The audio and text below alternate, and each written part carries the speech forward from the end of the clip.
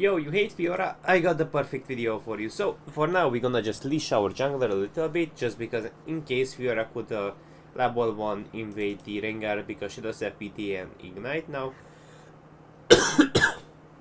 And here, normally, you have to ward the first bush, but because she revealed herself, we can actually, like, spare it and just use our Q to poke her a little bit and CS at the same time. Now, the vital spot is in a bad angle for her to Q me, because she will not proc her passive, so for now we get to play a bit more aggressively, but once she got the vital spot primed in the right spot, she will be able to short trade into us, so then you got to be a little bit more cautious. In here I could then go for one basic attack, that was a slight misplay on my part.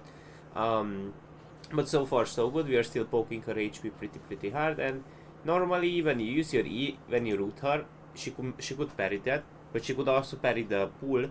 So you got to be careful how you use the pool as well. You either mind game it or space out of her reach. Now I tried to bait her parry in that spot, thinking that she may be gonna panic parry, thinking that's gonna hit her. So you can kind of like mind game it out. You can go for a near hit that misses, you know. And in here she had like a good vital spot, but now it switched. Every I think like 15-10 seconds it switches. Something like that. You can visually see it, you know, so it's kind of like here, there is like a timer. See, how much is it? 15 seconds, So I was right at first, Now she does have her level 3, and again, like what she's doing, she's trying to force because she got the front vital. But what we can actually do is that we walk away a little bit, Q her, then the minion's gonna poke her a little bit.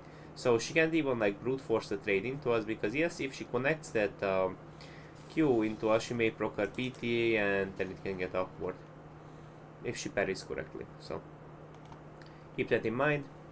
Enemy.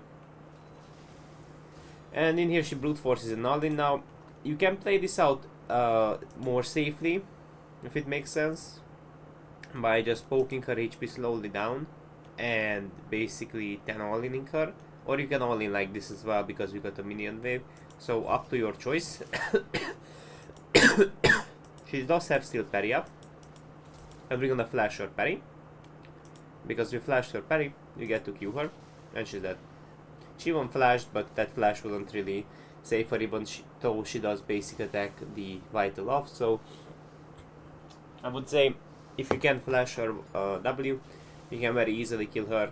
So you don't have, like, if I think about it, you don't have to have like insane mechanics to flash up if you want a W, to be honest. So if anything, you know, this is like definitely something you can commit for if you got the wave on your side and the HP advantage, right?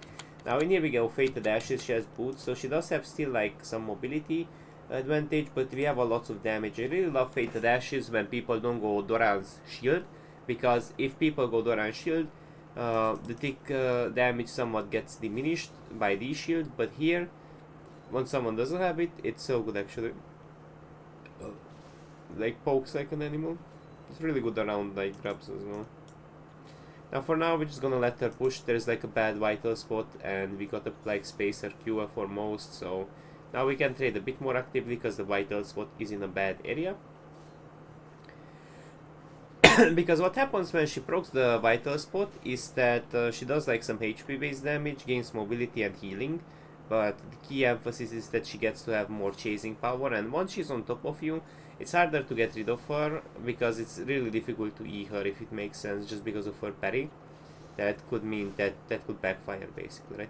Now we had bomb plating, so the Q didn't really hurt that hard, because her Q procs it, but then the vital also gets soaked by the bomb plating, if it makes sense. Now in here, very easy, we just like keep poking as much as possible, going for the short trades, and you know, when the vital does actually spawn in a bad spot, you can completely walk away now and reset it, you know. Now in here we lost like one acid, but it's not really the end of the board, and once she doesn't have that vital, it's just like that, guys. Like, it's kind of funny, but you play around the vitals a little bit, you poke her, you space her Q if the vital is in the front part, like this, you see, but that's totally fine, because like, look, like now she's too low on HP to fight me, and despite the level advantage, she like, again, she can't do shit, and in here I mind game, so she can't really do shit even if she hits 6, right? And so in here we mind gamed a little bit, so she can parry the E, the root, and she can parry the pull as well. So you can delay the pull a little bit, and then you can like go for a Q. But even if she W's that, it wouldn't really mean anything, honestly. And now we Q her again. We take a tower shot, but that's totally fine. She has another refillable. And in here I could then cancel her recall, to be honest, but I thought she's just bluffing it, honestly. I genuinely thought she's just bluffing it, but I could then definitely try to W it. I just thought she gonna like recall, move away, something. But this guy actually just recalled, so there wasn't like any bluff behind it. Now regardless, she still loses basically like a whole, not really like a whole wave, but I think she loses cannon if I'm correct, and she loses like a melee last hit. So it's like not that bad technically, right? But yeah, I could ban definitely W her. I just thought it's like a bluff, but definitely I could ban. Honestly, I could ban try to W it. Because if it isn't, you know, like giving up a W is not really a big deal to mess up her recall timing, right? So I would say that would be like an okay like trade, even if it's like a bluff, you know. She could just like move away and.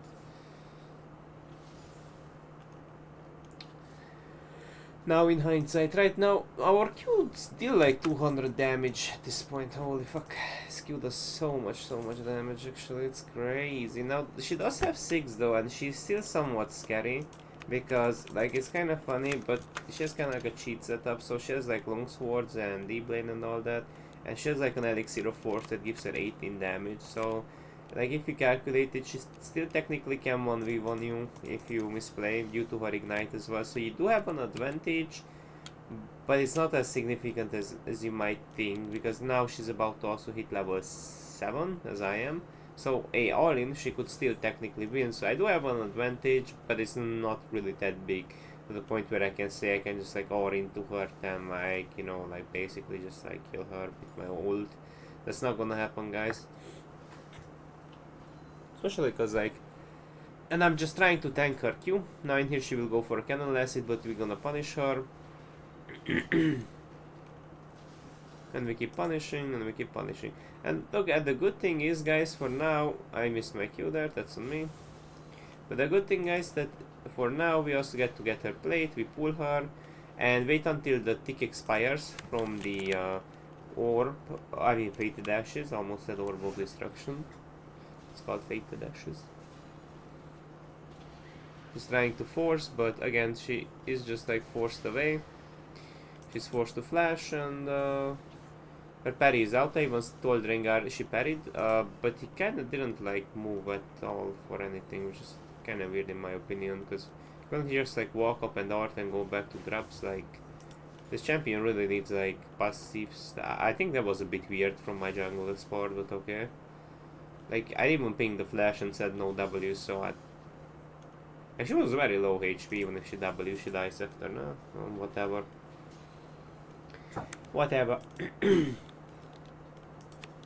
Now, okay, we do recall, and we get like a really nice, basically like, lost chapter. I go a bit more offensive here, just because most of the times Nafiri doesn't ganks, it's warded, and also like it's really good to punish Fiora before she outscales you, because eventually she will outscale you, I ain't gonna lie. She will outscale you, but like an AP setup is more punishing, forces her to recall more often, and like in general it just like helps a lot to like, does she gonna like press forward after that Q, and that's why I W to slow her down, but apparently she just like backs off after a single Q. I think I played this out a little defensively until like Nafiri shows up on both sides, if it makes sense, and but as you guys notice, she does go for a positive trade, but it kinda gets diminished a little bit. It gets diminished a little bit, and then I Q her again, so it doesn't even look like it's that much of a winning trade now. She's looking for the, I think there's like a plant actually, but Rengar is also in the river, so I think she's kinda scared to go for it. At this point, honestly, maybe I could even try to like. And in here, I think she also recalled, which is kinda interesting, but she also like chose to be here. She like was forced to recall pretty quickly. We're slowly pushing this, and the next wave will be fast pushed, I assume. So Rengar will be caught, I think, very badly. Rengar will W for him. No, it's not required. It's not required. I think it just didn't jump in because like Nafiri had like W here, so it wasn't like really practical to dash in. But look, guys, like for now we have like a massive CS advantage. Basically 3 plates are down, so we are pretty hard winning as if now, if you think about it. And we got our first item. Fiora doesn't. My Q pokes like an animal. And at this point only like Nafiri ganks are a little bit concerning, but I would say like in general,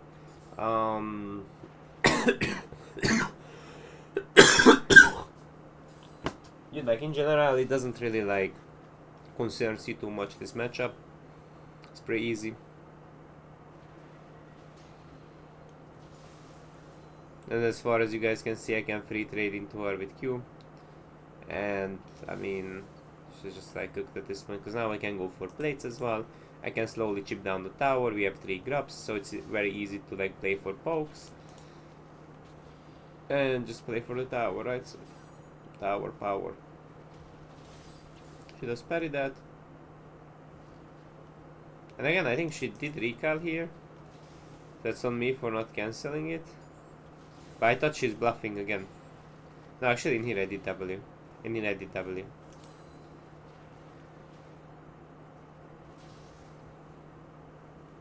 She's getting chipped pretty hard. Then we take like the whole tower actually here, if I'm correct. And then she holds parry till next game. There was a Q animation. It just like it was invisible because for some reason it was bugging. And that's it for now. I hope you guys learned. I hope you guys got it, how to space Fiora, how to mind game around her W, how to position correctly around her vitals, space her vitals, and just like tossing some good defensive W's in some case scenario. So that's it for now, guys. Have a nice day and see you in the next